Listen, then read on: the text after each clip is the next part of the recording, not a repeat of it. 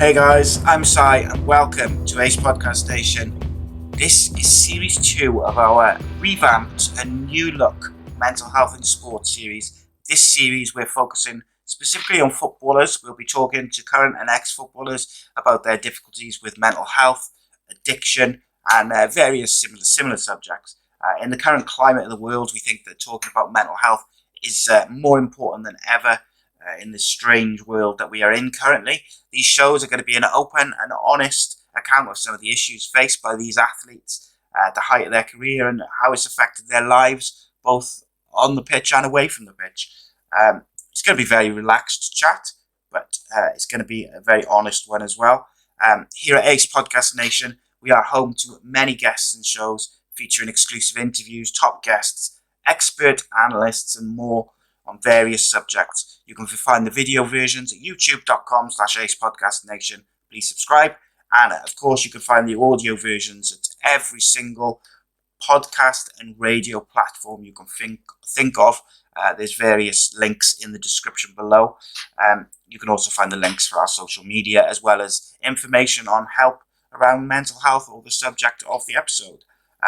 So with no further ado, joining me for each episode is someone who's appeared on the channel a few times before, and he's back again to help us talk to our guests and spread awareness about mental health. It's my co-host, mental health support worker Jacob. Welcome back, my friend.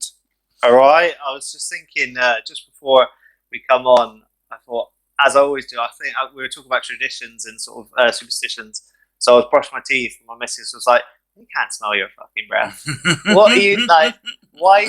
And she was like, "You've dressed up for this. Like, you don't care." What I was like, superstitions. I'm the same, mate. I had a shower just before we started. Like, just I don't know why I do it. I brush my teeth. I've got my 2 glasses of water. I've got my superstitions. So you can. So I'm fully prepared for today's session. I'm glad you are, mate, because I'm losing my voice. So like halfway through, if my voice goes, my mic is working. It's just I've lost my voice completely. So joining us today is Walsall defender and captain of the club, Mr. James Clarke. Welcome, James. How are you, mate? Yeah, good. Thanks for inviting me on. Yeah, no worries, mate. Looking forward to this. It's going to be a good chat. So what we do with the shows is just a conversation rather than us questioning you or grilling you. But what we like to do to start is for people who maybe are not aware, maybe not football fans or not aware of you as such, is you kind of just tell us in your own words about your kind of upbringing, your career, and just a bit about yourself, really, mate. Well, I'll start where I grew up. So I grew up in Aylesbury, which is sort of you'd probably say more London way, really. Played football ever since I was young, from what I can remember. My mum and dad, to be fair, luckily supported me throughout it, and they've done so many hours driving to and from training all over the country as well. So so massive thanks to them where I am. I ended up playing for Oxford United, which is only half hour away.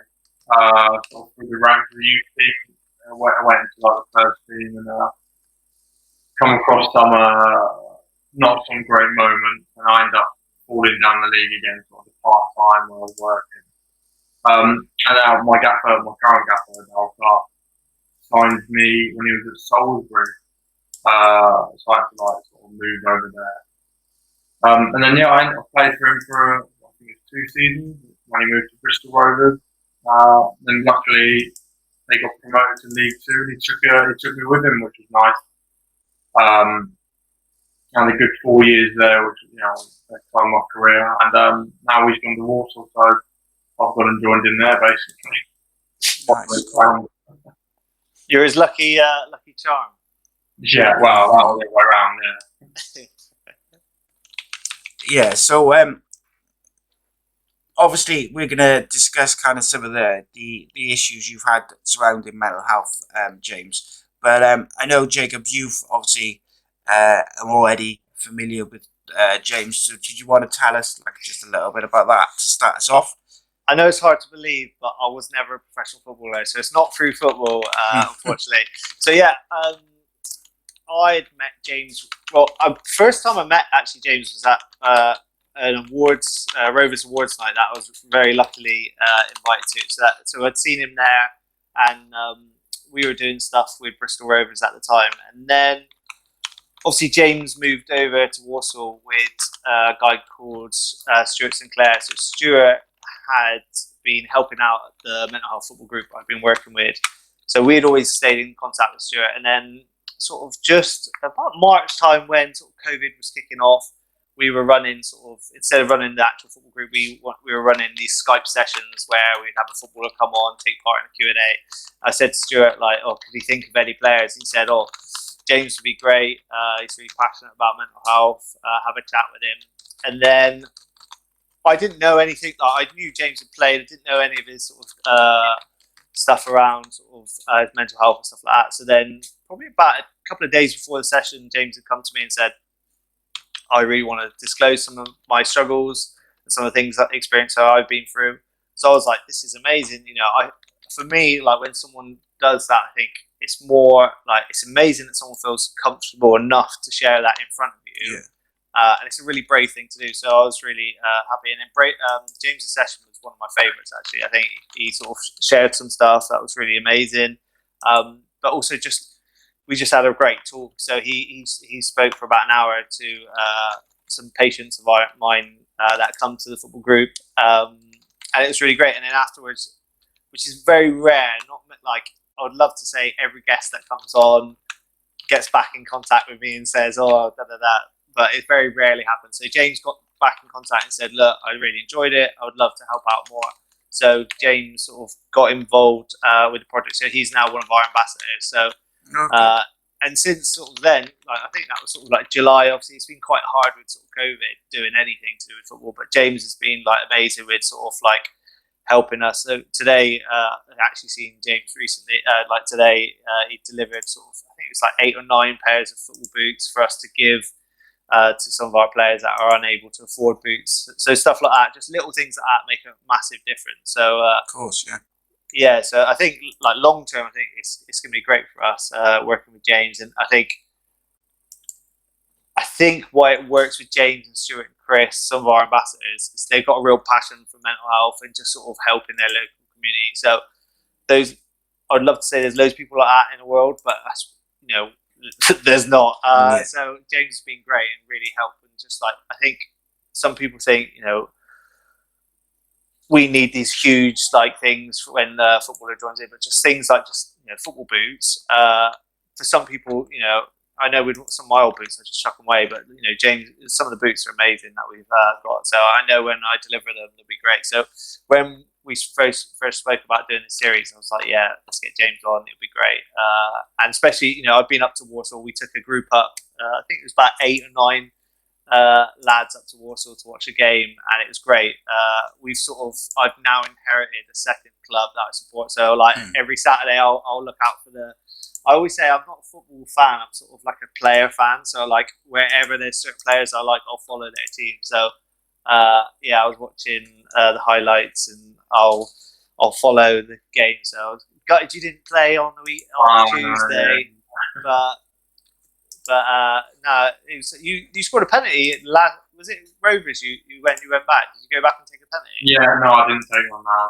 No. We'll get to deal with that.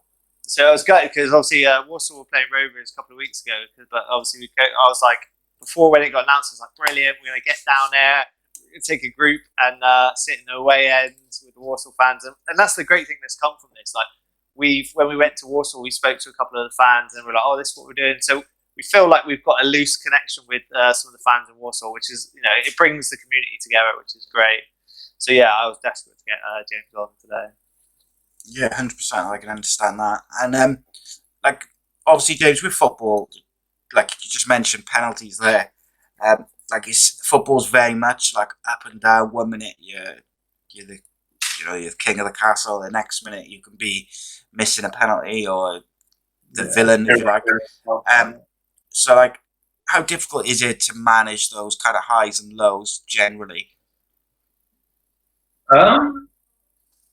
Well, to be fair, something that Darryl said to me when I first sort of met him, and it was his sort of like motto, it was like, never be too high, never be too low. So when you're winning, take it in your stride, when you're losing, sort of brush it off.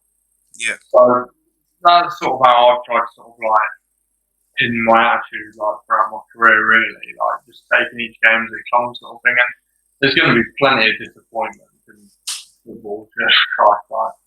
So it's just one of those things when it does go against you, like you've got to try and put it to the back of your mind. Yeah, for sure. It's a strange one in football because you try and when I was younger, it was very.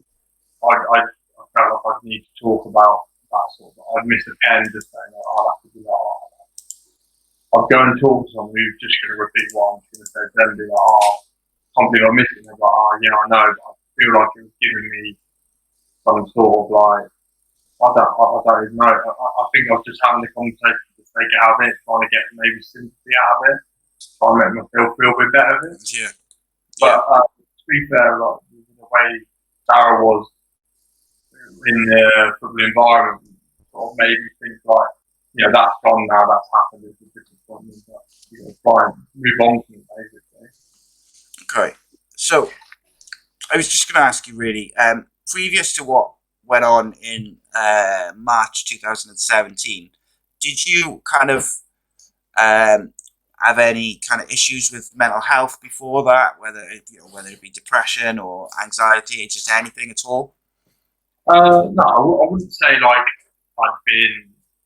I'd had problems with it. I think we'd all faced it, especially in football. Yeah. I wouldn't say like I was ever like depressed, but obviously like when you want to win or you want to make it as a footballer, you want like so bad, you have setbacks. It does knock people sick quite a bit. But I think that's amplified in football, especially when you're younger. Those sorts, you wouldn't looking back now. I'd look back and I'd be like, oh, there were not, I wouldn't say signs, but there were times I was like, yeah, I was very low. I didn't need to feel like my life was falling apart. Like if I got released from my club or something like that. Looking back, like there were like low times, but I didn't need to be. I could have probably had more of a conversation with someone about it, which could have made me feel a bit different about the situation. Yeah, and I hope that by people seeing this series and just generally, like Jacob mentioned, some of the names which have been talking to him about mental health, I hope that by people seeing footballers specifically in this series talking about mental health and their issues or struggles or whatever it may be, that they're all on kind of different subjects, that people will talk about it more, and the more people talk about it, I think it's just better for everyone, isn't it? And I mean, I'm sure there's still footballers, there's still people everywhere who still feel like they're suffering with whatever mental health condition it may be, or an addiction or depression, whatever, who are still not talking about it because they don't feel they can. And I think that's what it's about, Jacob, isn't it? It's trying to keep raising that awareness and keep encouraging people to talk about stuff and to just open up and be, realize that they're not alone.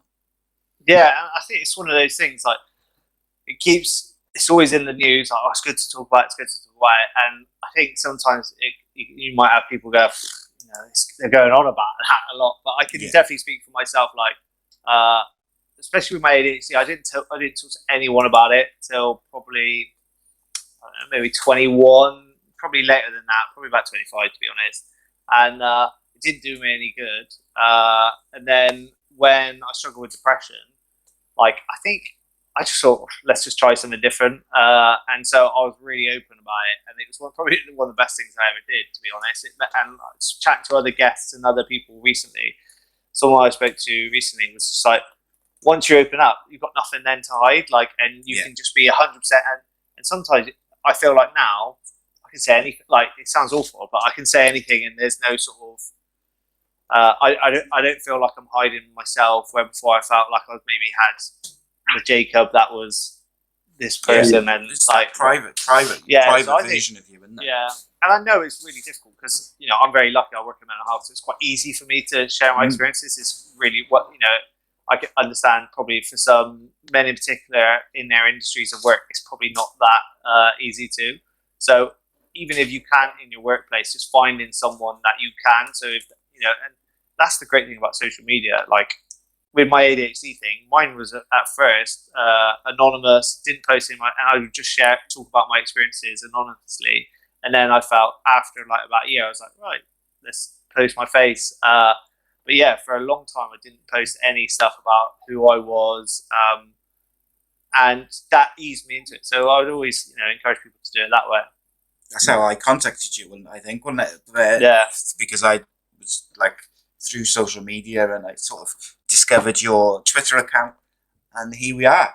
And obviously, like with my situation, I talked about stuff in a podcast way back with journalist Phil Brown, which we did on grief and depression. But the stuff which I talked about in that, some of it, I kept to myself, other than my wife, for like over 25 years. Like it was stuff from when I was 16. I'm nearly 40 now, and like I come off the podcast and I was so relieved, and like I don't know, I just felt like, wow, wish I'd done that 20 years ago. Yeah. And that's the thing. I think we're in this situation where now we can. I was chatting to a family member of mine, and he was just like, nah, I couldn't do that. Like 10 years ago, or even 20 years ago, like when they had struggled, they were like, if I would have said, I was struggling with depression. I remember working with a guy who used to be a football coach, and he told him he had depression 20 years ago, and they kicked him off the team. They were like, they thought he was at risk. He was like, he was at risk to the kids, and they just had no knowledge on it, like literally. And you think what the, like, if anything now, I'd be like, this is great. Like, this is inspiration to the kids. You say, this guy's, but back then it's just like just different times. So we're lucky, I think we're so lucky that we can talk about it now, where completely, before we couldn't. 100%. There was a Spurs player recently, wasn't there? Or in the last couple of years, who said, like, when he was struggling, he wanted to tell.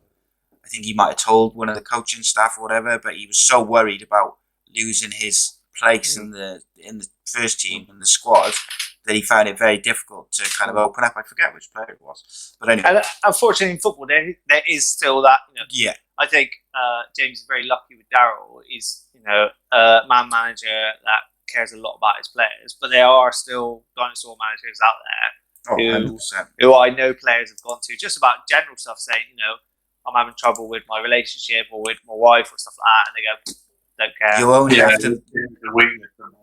Yeah, they do. And go on, sorry, mate. I was going to say you only have to look at Roy Keane's reaction when he was assistant manager at Ireland, when one of the players took like a couple of days to spend with the baby because they're like, he was supposed to be on international duty. His missus had gone into labour, had the baby, so he was late joining up. And one of the journalists asked him about it, and Roy Keane basically said, "Well, he didn't have the baby."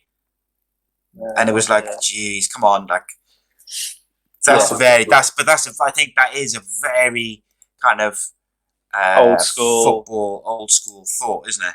Yeah. Okay, so I just want to answer the question. So no, I didn't really or was aware of any depression or anxiety back then before the date you said. Yeah. Okay. So you mentioned Daryl a couple of times, James, and Jacob. So just for the people who don't know who that is, just kind of tell us who that is.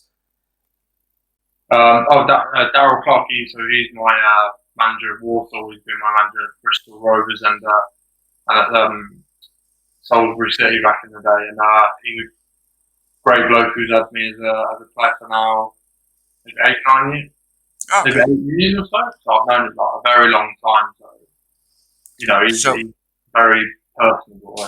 Yeah. So he was. Oh, sorry. So on, when he was at manager at Rovers, he was a big fan favourite. I think the way he manages is quite different to. He's very old school in some ways. Like, he doesn't care about what he says. He'll say it how it is, but not in a not very nice way. He'll say it in the nice way. And so he had done an interview with me, and most managers, I was like, oh, what did I say to him? I was like, do you want me to is there any bits you want me to take out? He was like, no. He said, if I said it, it was true. And he's very sort of in Bristol, there's a couple of moments where when James was saying, what did Daryl say to you about the highs and the lows? Oh, just never be too high, never be too low. So when he was saying, Daryl said never be too high or too low. As soon as he said that, there's one image I think of Daryl. And so it was when they got promotion, and he's like literally in the middle of the ground with about 200 fans like screaming. And then I remember I don't know which season it was. There's a famous footage in Bristol of him in a local pub dancing on the tables. I was thinking he's definitely enjoying the highs there, but he's such a nice guy. 100%. So we, James, we talked about. Oh, that's what I was going to ask you. Sorry, before I go to that, is so with Daryl, obviously you've been with him a long time, and obviously we're going to talk about some of the stuff that you've been through and you've had to deal with. And I'm imagining by the way you've spoken about him that he was very supportive and helpful. Do you think that if you didn't have that relationship with him, the football club and stuff would have still been as supportive? And I don't necessarily mean Walsall specifically. I just mean football clubs kind of generally. Do you think there's a lot of work that can be done to support players with sort of any issues with regards to mental health? Yeah. I'm lucky that he is my manager, because if I was just outside for a new club with a new manager, I didn't really know, and new staff, and I didn't really know people like that. I wouldn't really know where to turn. If that makes sense. I was lucky I was out in a position where I had a manager I'd had for years.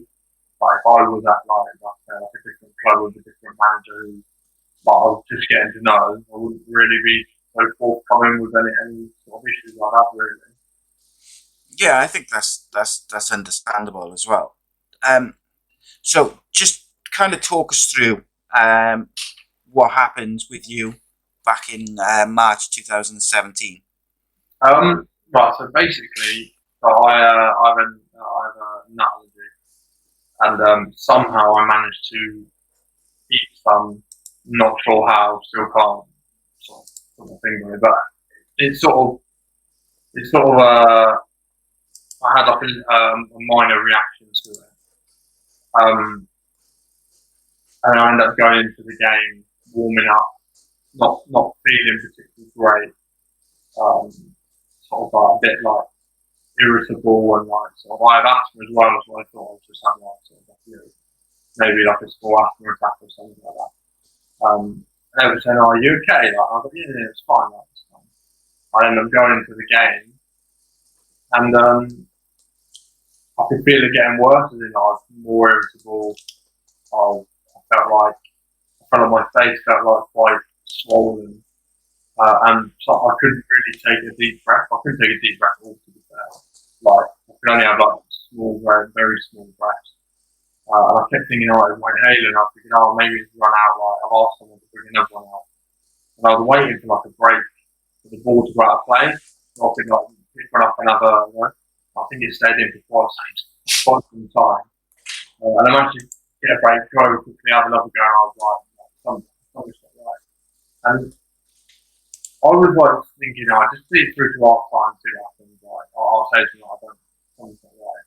And one of their players went to me like, "Are you alright?" And I was a bit like, "Yeah."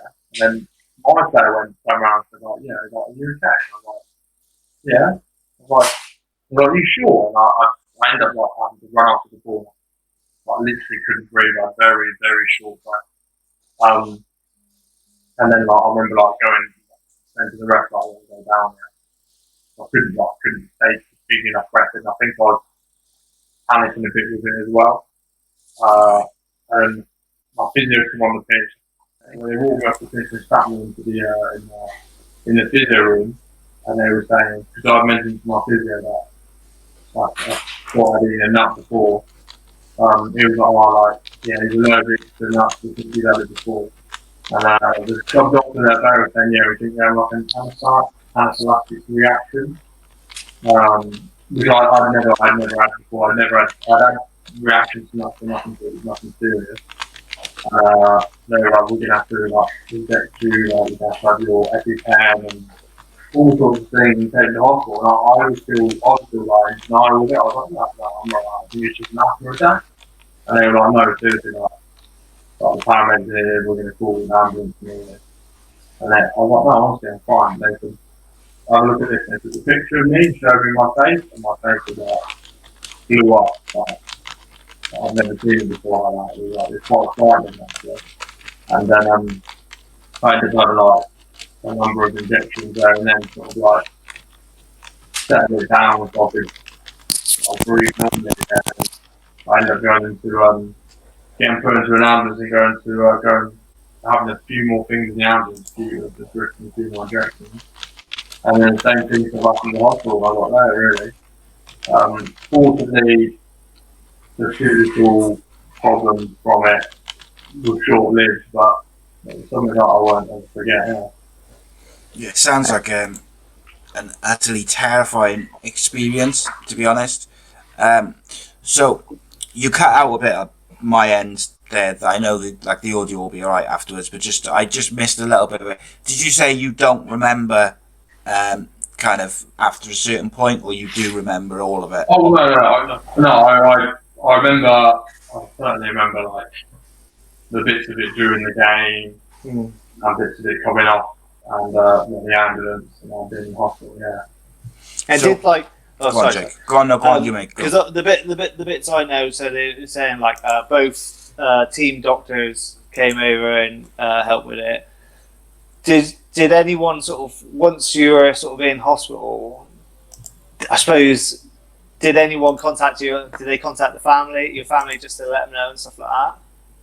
Well, fortunately, someone was able to get my phone before I left the stadium and pass it to me. So I was able to like make them aware, make my partner aware of it. But obviously, they were a bit worried, saying, "Oh, I got off an ambulance." They weren't attacked; we just gone down. It was sounded a bit suspect to them. So I was a bit worried that obviously I was the injury. I know we've spoken before, but at that point, I suppose that it's more of like, were you still in quite shock? Yeah, well, yeah. First, I didn't believe it was happening, and they were saying to me like, "Yeah, it's just inside." And if you have the reaction, you need it. I was saying, no. Well, no, I see my inhaler, like, it's not really fine. Until like they showed me like the pictures of my face and stuff like that, and then that's when it sort of hit me, and I was a bit like Christ, like sort of took me by surprise sort of thing. That was the moment where it turned me really. The thing is, as well, is when everyone's asking you if you're all right, you kind of it puts it more into your like your anxiety goes a bit then, doesn't it? Like in any situation when people keep asking you, "Are you all right?" You kind of think you get really anxious and you get kind of like, why is everyone asking me if I'm all right? But you at the time, you obviously sounds like you thought it was more asthma based than anything to do with your allergy. Did you say you still don't know where you kind of came into contact with the nuts and stuff?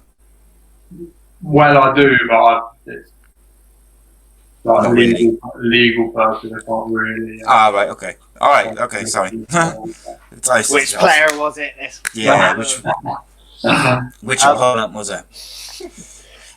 Like that must have been quite a scary experience, not just like for you, but also for your teammates and your opponents and stuff as well. Because, like, whilst you get injuries and things like this in football, when players go down with like an illness, or we've seen it a couple of times over the last few years where players have had like heart problems and things like that. It is a very different situation to like even if someone has like a serious like a leg break or something.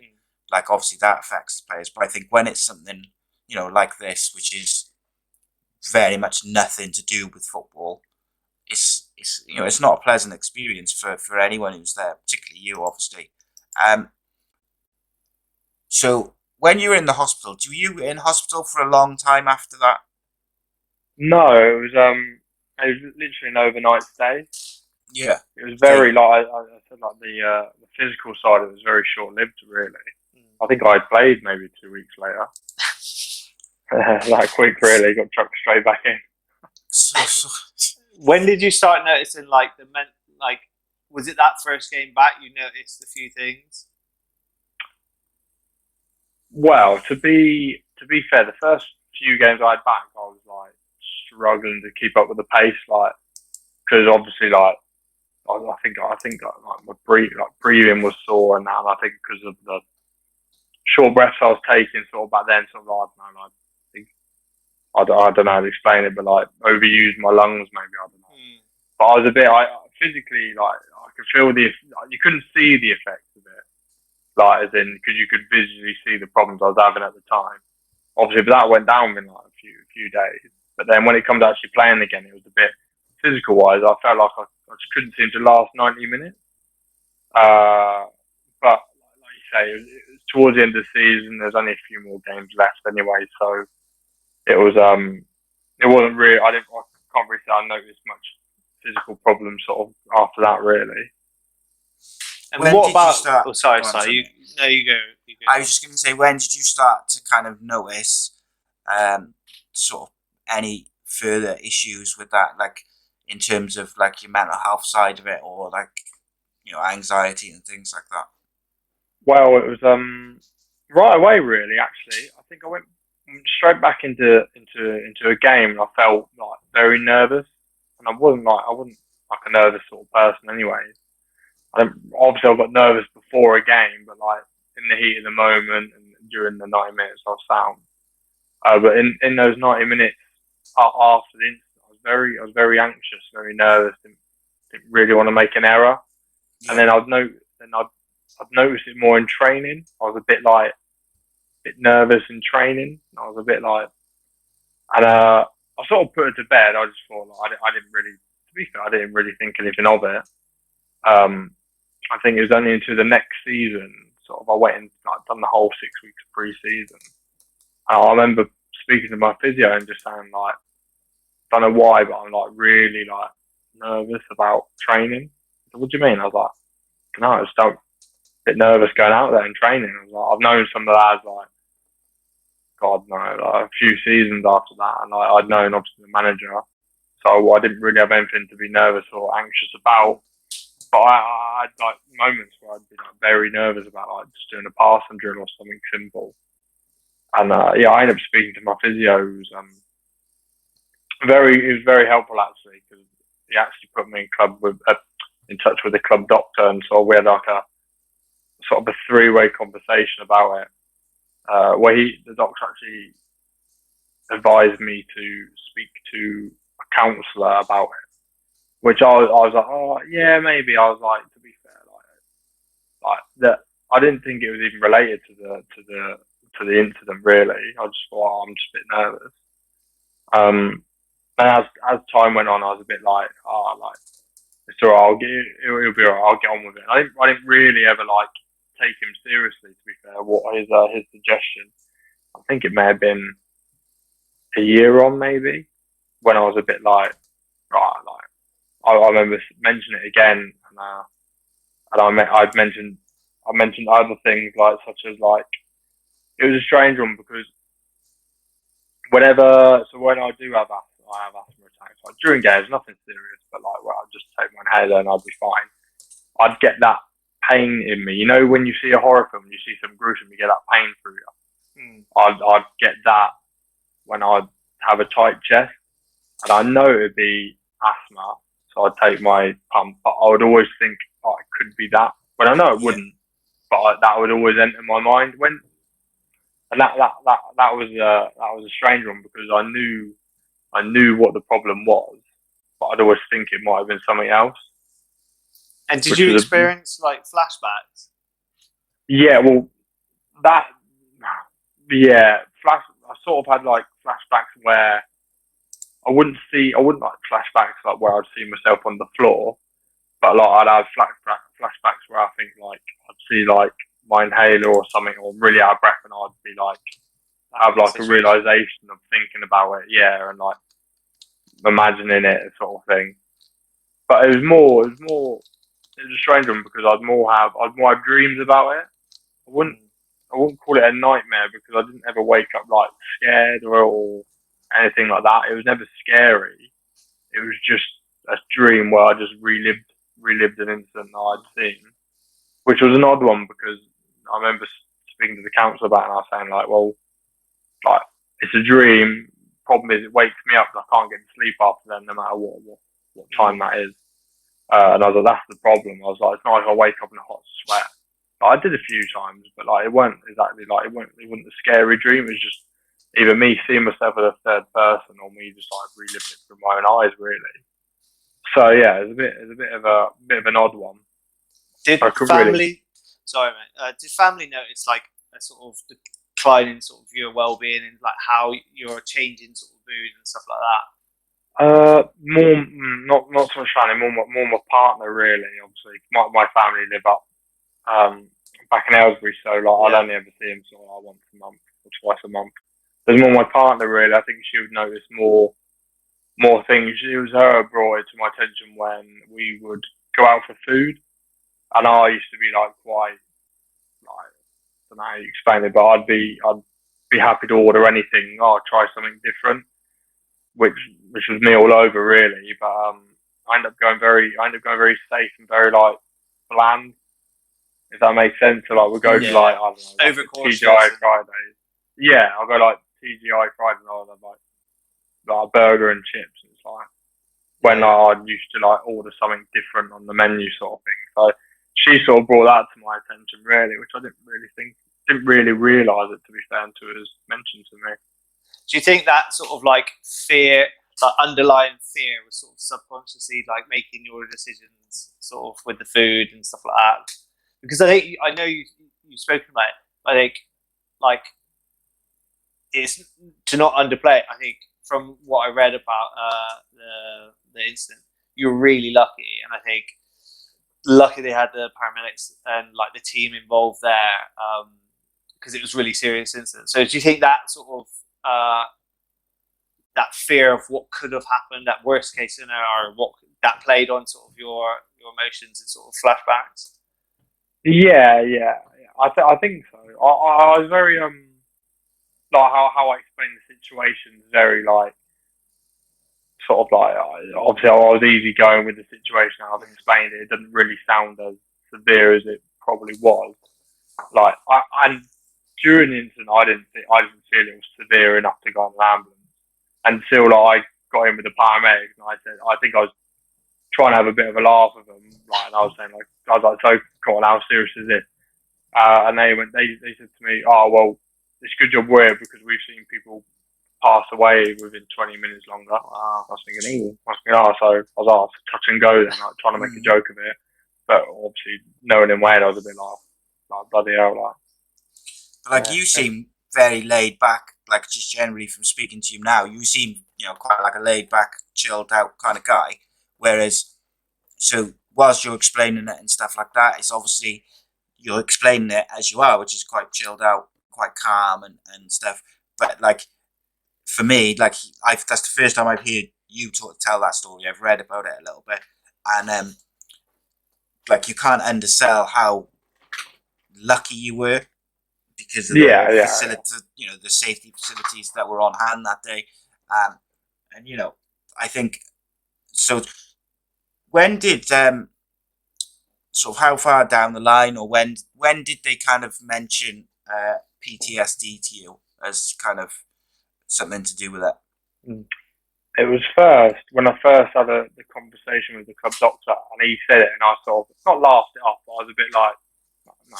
I was like, come on, like I was like, I'm nervous. I was like, I have a few dreams and a few flashbacks, like, and he explained to me that, like, obviously, he said he's not a doctor in that, but he's like, there are many forms of like PTSD, which sort of the first sort of time I'd heard of it was the first time I'd come across it really.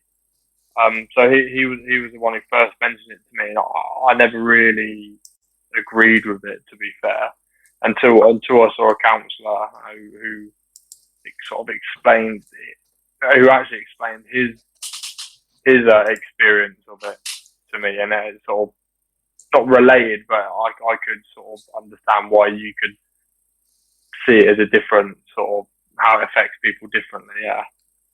And I think that when people hear PTSD, the first thing they think of is soldiers that have been in Iraq and all this. And, I think with any trauma, it affects people in different ways. So for some people, when you hear PTSD, you think, "Oh, my trauma wasn't as bad as going to war or something like that." So it can't be PTSD, but it's how that trauma affects you. And for you, that was really scary, life-threatening piece of trauma. That or if you take it all apart, you think this person. You put it on paper. This person has worked incredibly hard for a certain amount of time to get his dream, and he nearly lost it in this traumatic event. Yeah. And then when you write it down, you go, "Oh, okay, that's how." And then how I remember I had some trauma from an assault when I first started working in mental health, and I was like, similar to you when I talk about it, I'm like, "Oh yeah, it's nothing," and then people were like, "Oh, that sounds pretty scary." And then I think it's how it affects you, and like some people. They can get on with it, but I think it's that for me with the trauma, it affected me with like what I would think about what I could have been without, and like, oh, if that would have gone the way it looked like it was going to go, I would be without family and all this other stuff. So when you first met, I imagine they went to the PFA. When you first met that counsellor, I know you spoke about it then, like. And we've been talking about this, the power of a shared experience. We talked about this before we came on air, like how important it is hearing other people's experiences. When that counsellor shared his own experiences, did you find like comfort in that? Yeah. Like I say, it wasn't relatable, but like it was explained to me because, like you say, like PTSD, we normally relate to like sort of war, and because that's how we've sort of seen it. And I felt like I was doing like PTSD a disservice by relating it to my experience, if that makes sense. I was a bit like, well, like people have got it, they've been to war and that, and I was like, I had like an allergic reaction on the pitch. Like I was like, you can't really relate the two. So I felt like I was discrediting like the term PTSD, and he actually explained to me his scenario, and I was like, it was different, but I was like, it's sort of on the same sort of, it weren't a war scenario. So yeah, like he sort of opened my eyes to it and sort of made me sort of accept that's probably what my few symptoms bunched together were, really. Yeah. So the NHS definition of PTSD is literally PTSD is an anxiety disorder which is caused by a very stressful, frightening, or distressing events. And like Jacob said, it basically. It doesn't matter what that event is. It only matters how it affects you. So and like you guys both said, like looking back on the things which have sort of affected you with this sort of thing, you kind of look back and you thought, oh well, it was just an allergic reaction. And Jacob, you said, oh, it wasn't that bad, and it was only afterwards that you kind of thought about it and stuff like that. Whereas it doesn't make a difference whether it is in war or is those things, or it could be something completely different. It's literally just your own mind's reaction to it and what it causes. James, for people who are not kind of familiar with what PTSD, what it does, how the effects and stuff. I know you've said like about the dreams, and kind of like the anxiety around playing again. How difficult is it to have those things going on and still be a professional athlete? Yeah, tough to be fair. Yeah, very tough, because I sort of felt like sometimes I'd lose concentration in the game because I'll be thinking about what's happened before and like in the scenario and that. And like, yeah, it's a tough one, especially like, well, any game really. Like you get slightly nervous before a game, but like there were a couple of times where there was games where I was like extremely anxious, sort of to the point where I was a bit like, wouldn't mind if I missed this game, sort of things like that. Which has never been like me. Like I've always sort of like tried to rise to the occasion and sort of like thrive under the pressure, but sort of I almost went the other way and sometimes felt like I was going to buckle and sort of played very sort of like safe. I didn't really want to put myself out there to make an error. So yeah, no, it does affect you, and especially like some strange reason. I just found myself thinking about it a lot just during the game. I don't think it's a strange reason, mate. It's like looking at it from the outside. Obviously, I'm not telling you what you should or shouldn't think. But looking at it from the outside, I think there's nothing strange about it. You thinking about it at any point, because it's such a big thing which could have so easily gone a different way. That sorry. Go on, carry on. Do you ever think if you hadn't, because it was really brave of you to then, you like you said, you knew Daryl for a long time in the team there. But do you ever think, if I hadn't have gone to get that support, like where it would have led? Well, I don't think we'll be having this conversation because I wouldn't have this conversation now because I never used to speak about it. If anything, it used to annoy me. Like I'd go back home, have a few drinks with a few of my mates, and see old school friends. They'd be like, "Oh, what happened there? What happened to you? What happened there?" And I'd hate talking about it, and I'd get a bit arsey, a bit ratty. And I only speak to my partner about it. So I never really actually used to speak about the scenario of what happened, and I found it quite, like, not boring, but I'd be a bit like, I don't really want to go into it type thing. I'd always sort of shut it down. So like, obviously, the club doctor sort of knew the scenario. My physio obviously was there, so he knew what happened. So I didn't really need to explain too much to them. But it went into, I actually went and saw the counsellor who actually, we talked about it. And it was very like, the first session was he didn't really get too much out of me. I did speak about it, but like not a lot.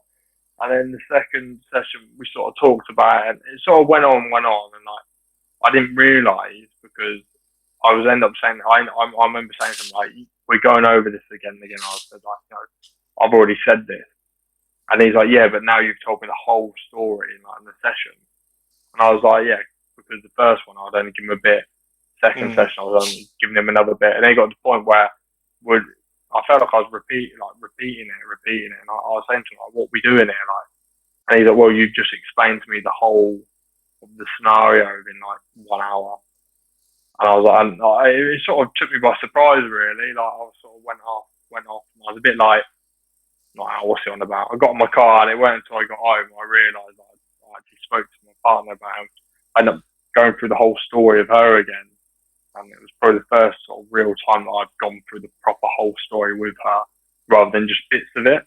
Yeah. So he sort of made me, by me talking to him, it made me feel a lot easier explaining the scenario and the issues I'd had. And it's probably what made, like I say today, what's made me how I am with it. Like, I'm able to talk about it as easy as it was, because it is something that happened. Whether people see it as traumatic or not, like it was for me, and I've just learned. And the problems I had, I don't know if they'll. Like I said, the counsellor, I don't know if I'll ever get over it or whatnot. But I was like, but by talking about it with him, I've sort of learned to accept these are the problems, and they're either going to be there or they're not. So it's just one of those things. James, sorry, I just wanted to skip back a little bit. I wanted to check something. So, when you told Daryl kind of for the first time that you were kind of struggling with this, or, and had the issues that you were having, what was his first reaction when you told him?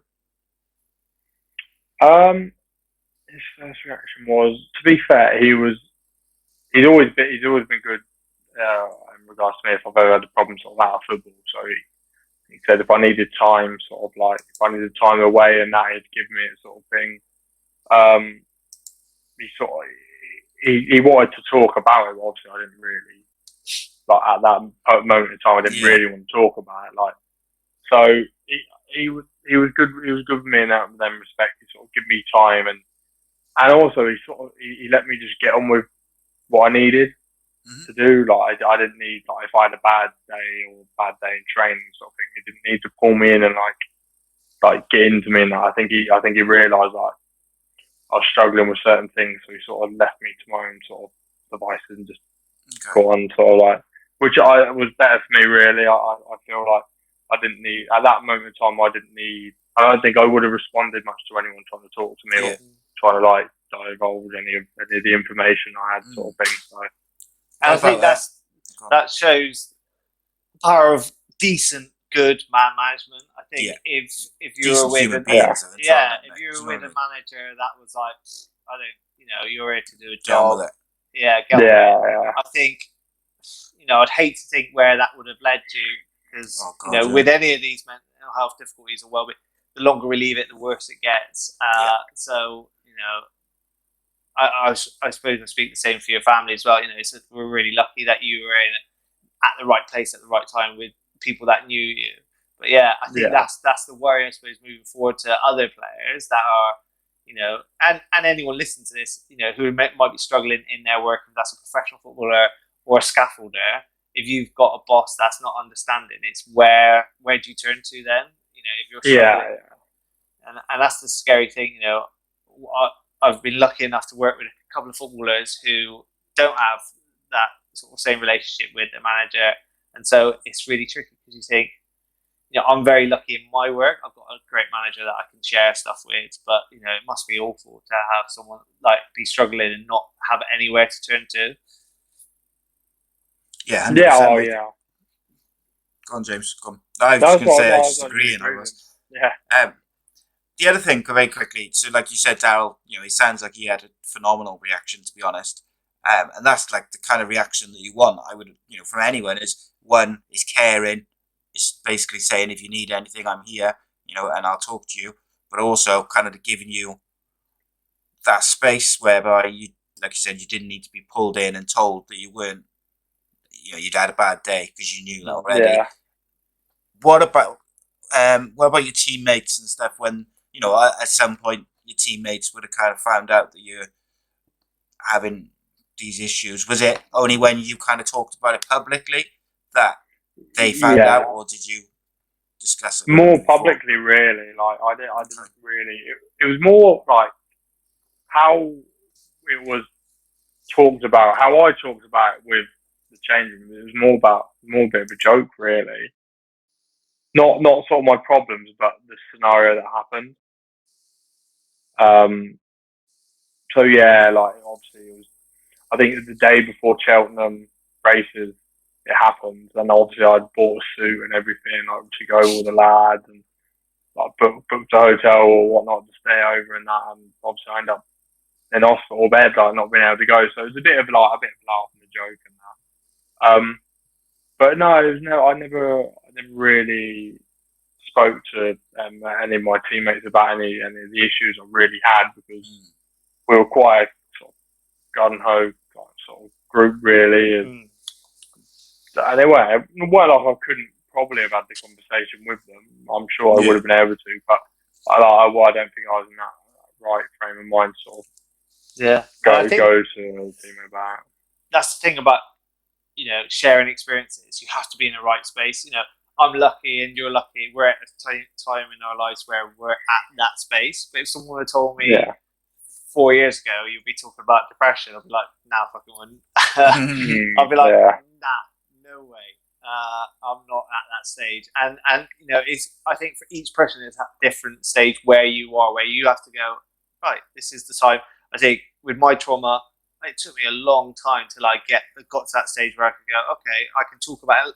You're exactly right. When people ask you how it went, you'll go, this happened, and this is where I am today. But you've never actually told the full story of how you were, how those emotions, the whole story. And there's, the same with when I had my counselling session after, there's stuff I talked to him about that I didn't talk to anyone else about, and those feelings, those raw emotions that come out. Since you sort of, obviously this is your first proper, I suppose, podcast or interview where you'll be sharing your experiences.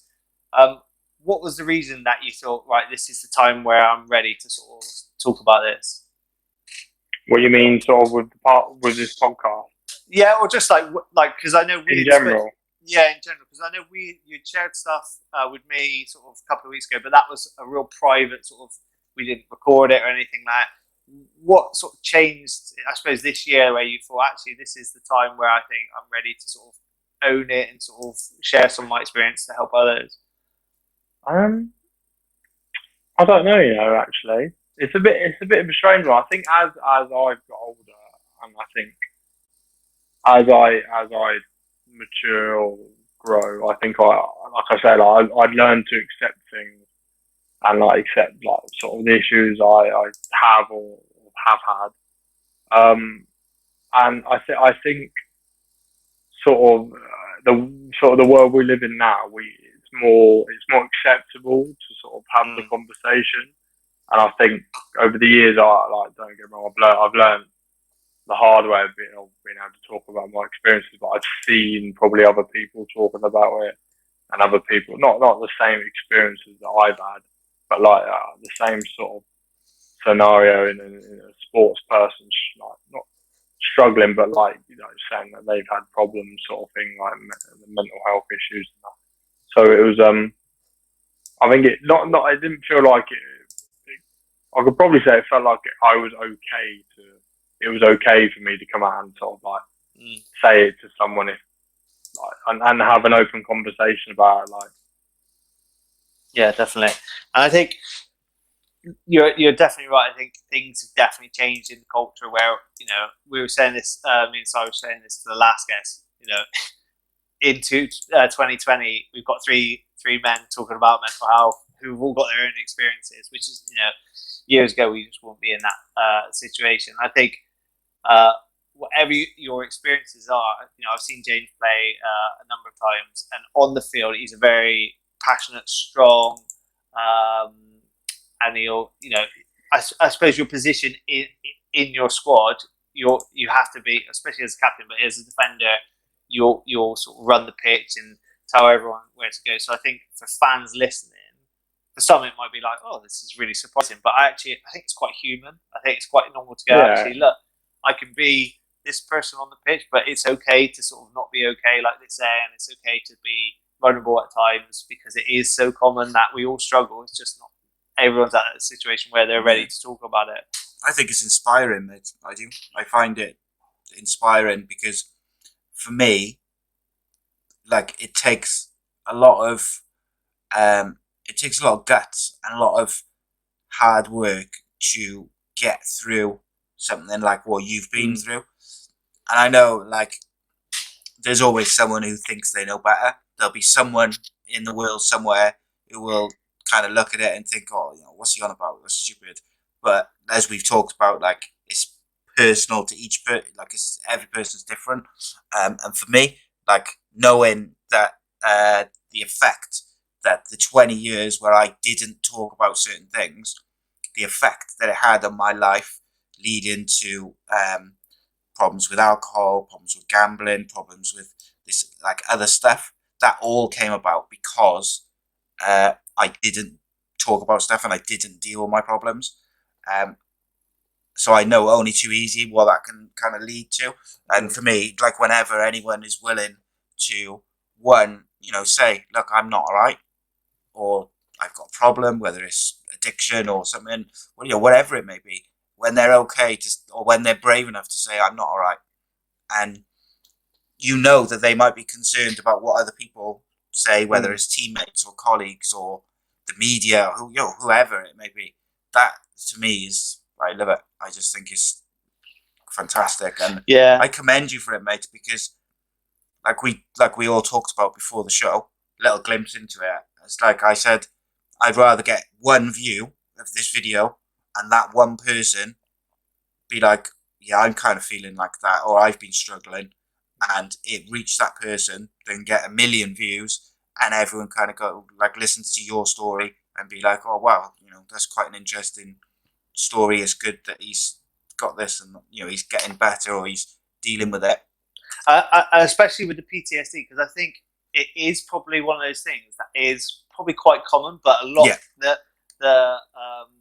a lot of people have that thinking, oh, I'm not a soldier, so I can't have Yeah, PTSD. yeah. So, It's always so associated with that. yeah, if it takes, someone to watch this and go, actually, no, oh yeah, I resonate with some of those. I get anxiety after that, or this and this. And go to their doctor or their GP. It's great, it's fantastic. So I suppose, what's the plan for you? We're going to wrap it up in a minute. What's the plan for you, sort of this at the end of this season with Walsall? End of the season? No, this season. What's the plan for Walsall this season? I'm hoping we do.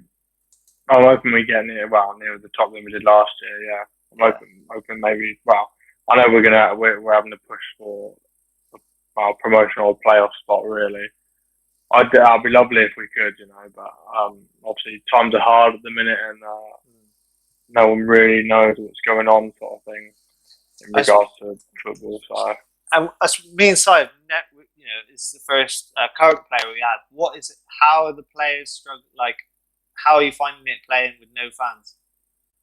it's a weird one because it is cliche when people say like the fans are a 12 man that, but especially when you're at home and you've got quite a few fans there and you're trying to push for a last minute goal and you're getting like cheered on and that, like, it does give you that massive boost. But obviously with them not there now, it's very it's hard to explain. It feels like a reserve game, which is obviously where it's a bit half. Well, yeah, no, but it's very sort of feels half-hearted. Yeah. It feels like the environment, no one's able to watch, so no one's really bothered. It's a bit it feels that obviously it's not. There's obviously still a lot on the line, but it feels very reserve gamey, sort of it's just because the build-up's normally it's fans outside and the warm-up there's fans. But obviously, with them not being there, it just feels like nothing's on the game. Obviously, there is. Yeah. But I mean, the build-up and then obviously in the game you do notice it, but obviously it's not your main thought when you're playing the game. But yeah, no, it does feel like it's just a game with nothing on it, and especially the build-up. Yeah, definitely. Yeah, I think it was, I can't remember who it was, one of the boys we've had on the football show on a Monday said it's like a Pontins league, like the old Pontins reserve games. It might have been Andy, it might have been Andy, right? Emmy Husky, I'm not sure, I can't remember which. But someone said it, and it seems to be that's the type of kind of atmosphere that it is, just like a reserve game. But it's where we are, unfortunately. James, look, thank you so much for talking about your issues and everything which happened to you. I really appreciate your time.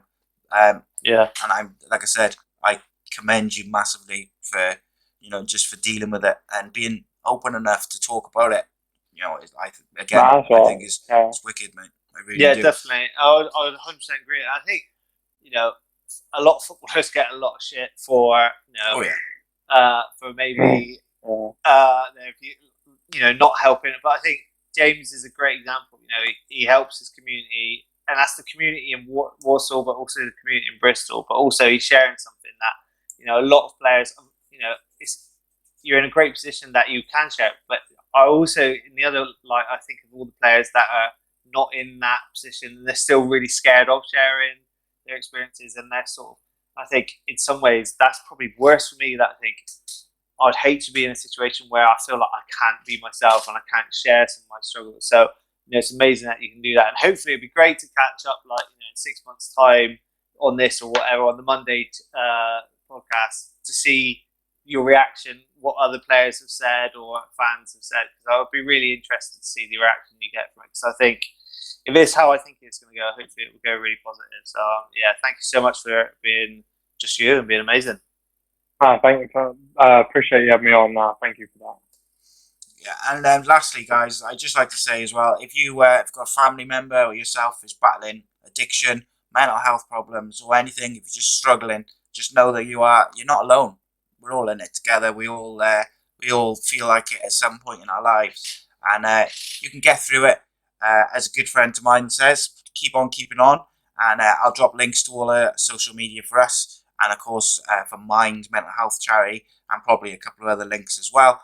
We'll be back next Sunday for another episode of A.C.E Podcast Nation's Mental Health and Sports series, Until then, spread the word. Remember to be kind.